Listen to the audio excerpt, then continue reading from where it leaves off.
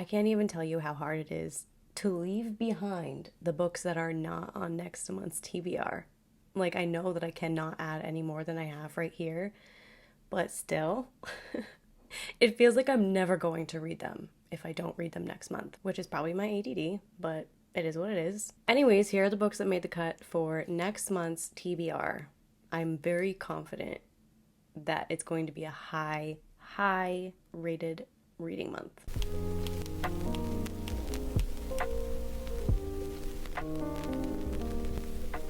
I will talk about nonfiction last because I feel like that's definitely the most divisive genre. We'll start with the fiction. First, this was a goal of mine. This was a reading goal of mine for this year. I'm gonna get it done. I'm really excited. I'm going to reread a book. I don't really reread books, partially just because I'm so new to reading novels in the first place. I haven't had time to want to do that. But it also took me so long to find books that were right for my reading taste. I was not reading books that were like stabbing me in the heart and making me want to go back to them all day, every day. That would properly motivate me to reread a book until like in the less than a year. So this is going to be really exciting. I'm going to reread my favorite book, If an Egyptian Cannot Speak English by Noor Naga. I already did a whole video just like gushing over this book and over Noor herself and how brilliant she is and how much I want to be like her when I grow up, which will never happen. This woman, so charismatic. Noor is so emotionally intelligent and she is so in tune with how culture shapes people's mindsets and shapes their response to things they don't know or understand and other people's cultures. And it's just, I don't know, she's incredible. It's very difficult to explain why this book is so amazing. If you like literary fiction, this is definitely worth trying. 100%. This is super, super lit fic. Like, the formatting is wild. There's no paragraphs. These are actually notes about cultural references, which are both extremely helpful in contextualizing and understanding parts of what happens here, but also they're fascinating. I love that she did that. There's basically a riddle slash, I don't know if it's not a riddle. I don't know what to call these. There are these questions that really make you think and wonder before each section, whatever you want to call that. And then you've got the main part, and then sometimes you've got the little cultural reference notes at the bottom. So we follow a nameless Egyptian boy and a nameless Egyptian American girl who is now in Egypt, and we follow the development and downfall of their relationship. This is not a romance lit fic. It is said to be that often. It does focus on a romance, but it's not a good, fun romance. It is an extremely toxic, problem-riddled relationship. It is all over the place. It gets dark and twisty, and the relationship is a vessel to explore differences between cultures, classes, genders, so many things. And all I will say is, like, give yourself time to read this one. Do not blink or you will miss something. I mean, maybe not, because she punches you in the face with some things, but yeah, I don't know. If you want more of a deep dive, I'm like rambling way too much about this because this is my favorite book of all time. You can go watch the full video on it. I'm hoping to have a much more eloquent and honed in way of speaking about this book after reading it a second time. So I'm really excited to reread this, and I never thought I would want to reread a book in my life. The next book is also a little tick on the goal tracker because I don't actually have a goal tracker, but this is one of the books from my 25 books I want to read in 2025 list, and it's also my like big chunky fantasy book for the month. It doesn't look that big and chunky, but it's over 400 pages, okay. It's Assassin's Apprentice by Robin Hobb. Robin Hobb, I've seen her recommended online a lot as a good fantasy author if you like very well built characters. And I do. I wither without them. So I hope that she lives up to the hype in that sense. This is the first book of a series, and I am really excited to try this author out. Here's my thing. George R.R. Martin says fantasy as it ought to be written.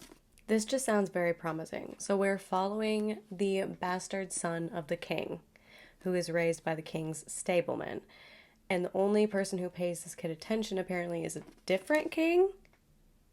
His name is legitimately King Shrewd, which I think is kind of funny, who has him secretly tutored in the arts of the assassin. Things are getting crazy around the kingdom. There's a lot of violence and invasions happening, and some people, they must know who he is, because some people see him as a threat, but he actually might be the key to saving the kingdom.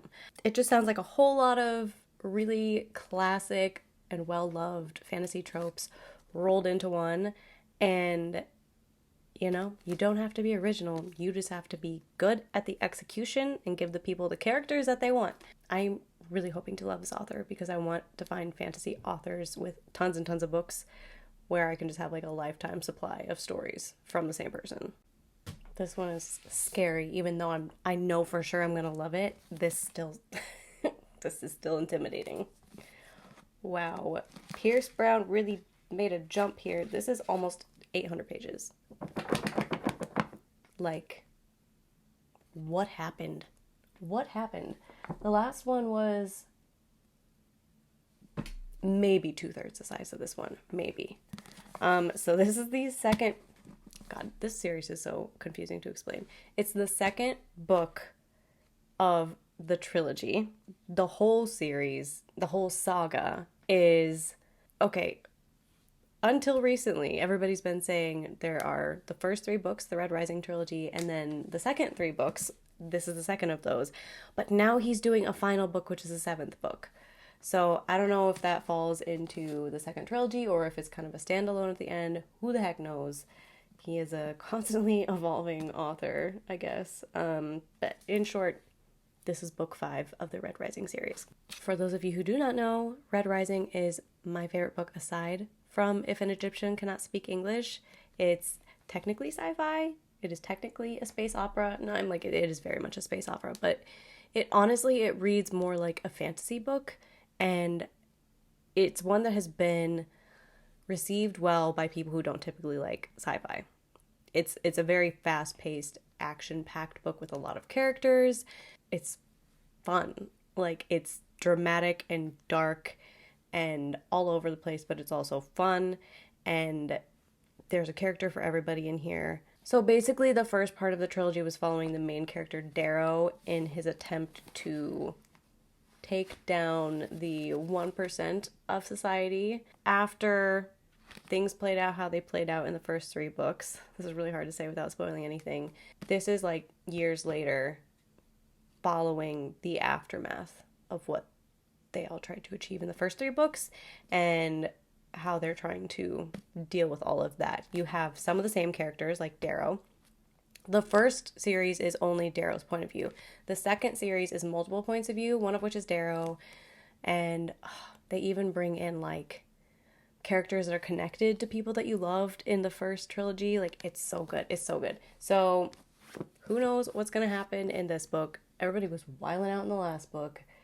So I can only imagine why he suddenly had to make this 750 pages. But I know I'm going to love it because I have loved every single book in the series without a shadow of a doubt. It's going to be good. It's going to be a great time. Now for one that I don't actually know much about as far as details go. I only know like very broad picture of what it's about, and that's Migrations by Charlotte McConaghy. I'm hopeful because Gabby has read a different book by this author. I don't remember which one. And she really, really loved her writing. This one, I've been told will make you cry. I think it's about sort of a woman's journey to find, I don't know, her purpose, herself, something, which sounds kind of, potentially eye roll.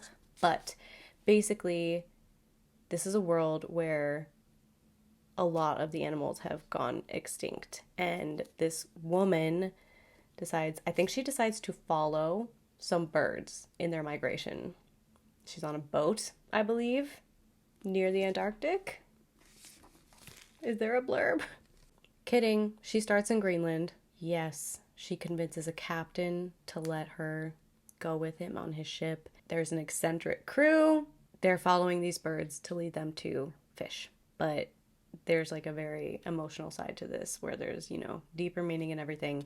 And I think this is categorized as literary fiction, but it's about 250 pages. And I've only heard a few people talk about it, but everybody that spoke about it was deeply touched by it. And it was one that really stood out to them in a big way. So I'm very curious about this one. There will be more fiction, but I'm just doing all the physical books first. And then we'll go over to what's going to be happening on Libby. Okay, this is one that I started listening to as an audiobook last month. And after like 50% of the first chapter, I said, no, I have to highlight pretty much everything this man's saying so that I can talk to people about it and remember it and research it. It's going to be a very slow read because there will be so much highlighting and just picking my jaw back up off the floor. But this is An Immense World by Ed Yong, who, by the way, is currently...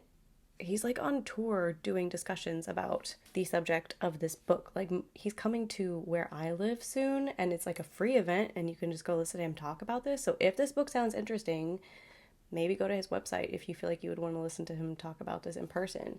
So this right here is a good way of summing it up. How Animal Senses Reveal the Hidden Realms Around Us. It's basically a book about how every creature on Earth processes and takes in information differently in order to function. Like, we all have different senses that we use. Like, some animals have infrared vision, some animals function off of vibration or scent or heat. Everybody takes things in differently, and it's just a really, really fascinating look at that. And it sounds like it could be dry, but like, look at the reviews for this book. You cannot make a book that is so scientific and detailed, loved by that many people, unless you are a magician. So clearly as a magician, and he came out swinging so hard in the first chapter of this, I didn't know what to do with myself. I had to stop everything I was doing and solely focus on that section of the audiobook, which I never do. I'm always doing something else while I listen to an audiobook. And yeah, that's when I said I have to order the physical one. So here we are. It looks a little more intimidating than it is because like this much of it is just like the reference section. Holy cow. And then there are two like chunks of thick glossy photo paper featuring some of the animals that he's gonna... I love bats and dolphins. Those are two of my favorite animals. I'm so excited. So in actuality, this is about 350 pages as well, and it's gonna be amazing, and I'm never gonna shut up about it, and I'm keeping this forever. Nobody gets to borrow it. This next one a lot of people won't be interested in, but if you're really cool, you'll be thrilled to find out about this. It's Angela Lansbury's authorized biography. I love Angela, okay? She is a new love of mine because I have fallen deeply in love with Murder, She Wrote, okay? And my friends made fun of me recently, saying this is like the whitest thing I've ever done, ordering this book. And I say, you're just jealous, okay? Angela is an icon. The woman is Mrs. Potts, for God's sakes. Like, so basically, I just was really curious, how does one come to be Queen Angela? How does that happen? How do you become such an amazing woman? And I was bummed to find out she didn't have an autobiography, because I don't read biographies that are not autobiographies. Like, I won't read a biography that is not at least like co-written by the person.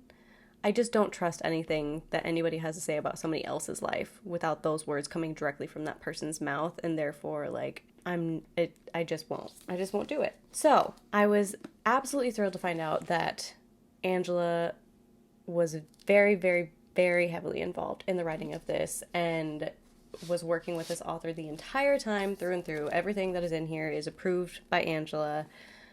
She just didn't want the publicity and intense involvement that came with promoting an autobiography, and that makes me love her more. I'm not gonna lie, because I'm an introvert and I would like absolutely hate writing a book about myself and then having to go talk about it all over the country. This was written by Martin Gottfried. Thank you, Martin. Bless you. I was super thrilled to find this. It's about like 320 pages. This is gonna be epic for me. I realize it's not for everybody, but if you love Angela or Murder, She Wrote, now you know. I was disciplined and it took a lot to get down just to these. So that's where I'm stopping myself for physical books, just because I've been trying to catch up. Like when I first started my little list on Libby, it took a while for them to start rolling in. But now I always get like 3 books available at the same time, and then I'm like, I can't keep up. So I'm doing more audiobooks as well right now.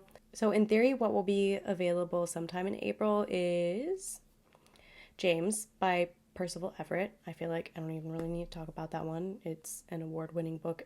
Everybody's been talking about it for the last, year or two. The Atlas Paradox, which is book 2 after the Atlas 6 by Olive Blake. It's an audiobook that I listened to a couple months ago and really enjoyed. Olive Blake usually does YA, but I can't remember if this one is YA or adults.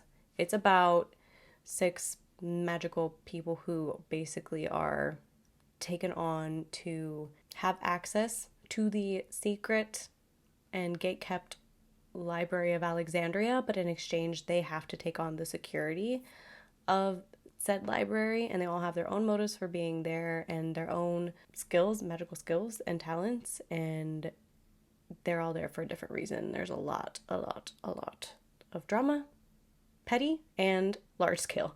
So I really loved it, and there's only one character who I can't stand in the narration, and I don't remember her name right now. She's the one that has like plants involved. Like the voice for the plants is so just uncomfortable to listen to. But aside from that, the audiobook is really great. It's like a full cast of narrators. So hopefully that'll be ready soon. Babel. I had to just postpone that because it was available, and there just is no way with everything that I already have available. Sociopath by Patrick Gagne. I don't know if I'm saying that right, but this is a nonfiction that was very popular. It is literally a diagnosed sociopath writing about the misconceptions of that diagnosis and what it is like to live as one, and that is right up my alley. Crime and Punishment by Dostoevsky. That is going to be scary. I just have to try. I have to try Dostoevsky. I really like to find a scary sounding author that I actually like and who motivates me to put in the work of reading their books. So, fingers crossed. Wolf Hall by Simon Slater. This is already a show. I could just watch the show, but I'm going to read this first because my fascination with the Tudor era is just rapidly expanding, guys. It's getting bad. It's getting bad. We are kind of in that area of time in the nonfiction book that I'm reading about the mistreatment of women in medicine, and I also just read The Tudor Secret this month. It's going to become a bit of an addiction, I think. It's just a wild time. Like, it's just crazy knowing that stuff was all real. So, yeah, Wolf Hall is about Henry VIII, crazy-ass man, and all of his shenanigans. Ernest Hemingway, The Sun Also Rises. Another one where I'm like, you just gotta see. You just have to try Hemingway. He's just so respected that I feel like I just need to try a book. And then there's The Safekeep by Yael van der Wouden. Sorry if I'm saying that wrong. This one, it's one that I haven't really heard people talk about, so I'm just kind of like going off the synopsis. To me, it sounds like it is a lit fic, gay, romance, historical fiction, drama thing. And I don't know, it just sounds like a nook that I would like to explore. This says, mysterious, sophisticated, sensual, and infused with intrigue, atmosphere, and sex, The Safekeep is a brave and thrilling debut about facing up to the truth of history and to one's own desires. That's by The Guardian. Tempting to me. Very tempting to me. Okay, that's as far as I'm going to go on Libby. Next week is my favorite thing to film, which is the wrap-up, because I just get to be opinionated. Right now, I'm working on The Well of Ascension by Brandon Sanderson, and it feels really good to be back with these characters after the first book. I was nervous because it's been a while since I read Mistborn, and sometimes it's really hard to get back into a series if you take too long, but it just felt like I settled right back in immediately, and that was a massive relief for me, and like, good job Brandon Sanderson for that, because that's not easy to do. So I'm reading that one right now. Okay. This is currently absolutely blowing my mind. It is changing everything for me as somebody who didn't get her ADD diagnosis until well into adulthood and really has been highly affected by it forever. I think that if you suspect you might have ADD, or if you do have it, or somebody close to you has it, you absolutely should read this. 100%. The way this man is writing this is I just think this is an ADD Bible, honestly. And I've got to stop talking about it because that's for next week. Unwell Women. This is infuriating, which I knew it would be. It's super infuriating, but it's taking me a long time to read because there are maybe a handful of pages that I have not highlighted. Like, I'm not that far into it, but you can see where I stopped reading because that's where the highlights start, and you basically don't see any non-highlighted pages in that whole section. This talks about, it starts like back in the days of Aristotle. And, you know, I didn't really know anything about Aristotle before reading this, but it's not making me like him, I will tell you that much. This is tying in so many things and talking about how sexism and medicine have just been like doing this, but also doing this since the beginning of time, and how men's fear of anything to do with women like really shaped things back then, like where we just went through the witch trials and how that and medicine are entwined, and how medicine and cultural things are used to manipulate each other. It's very involved, it's very detail-oriented, and it's very mind-blowing every second of every page, but it is not hard to read. Like, it doesn't feel like work. It's just like, I don't know how any woman would read this and just like breeze through and not just fixate on the madness of what's happening in here. And I'm only that far. So that's going well so far. There's a lot of, between these two, there's a lot of learning happening right now. And I'm obsessed with authors that can write nonfiction in a way that is really exciting. So that's where I'm at. And then I'm going to listen to my next Blake Crouch novel. That's what's going to happen after the ADD book, because I'm like doing audiobook and physical book together. But I'm so excited to dive into more Blake Crouch because Dark Matter was my book of the month last month, and The Man's a Genius. So that's what's going on in my reading world. There's a lot. There's a lot. It is like a thrilling time right now. And yeah, I'm going to try to not give anything else away about what I want to say next video. So I'll see you guys next week.